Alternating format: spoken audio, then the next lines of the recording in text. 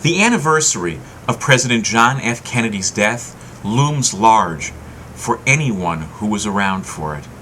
In fact, all you have to do is ask someone who can remember it, where were you when you got the news? And they will be able to tell you with remarkable detail, in almost every case, exactly where they were and what it felt like when they heard the President of the United States had been shot to death in Texas.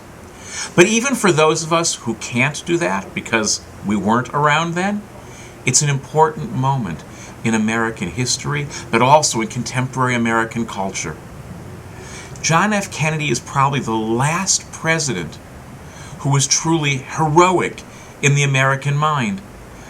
He was probably the last of the flawed political heroes who we still imagine is heroic, even as we have come to know about his flaws. We live in a world in which flawed heroes are hard to hold on to. We know so much about people so fast that they go from hero to villain, bypassing a very traditional category, a category that goes all the way back to the Hebrew Bible and before.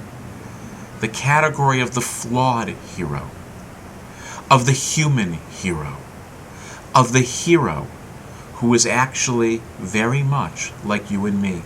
And so I hope on this anniversary of that flawed heroic president, of John F. Kennedy's death, we take a moment to identify with the importance of flawed heroes, to not simply demand that for someone to be heroic, they be perfect, but to learn to embrace heroes who have flaws and look at ourselves with all of our flaws and invite ourselves to think about how we too can be heroic.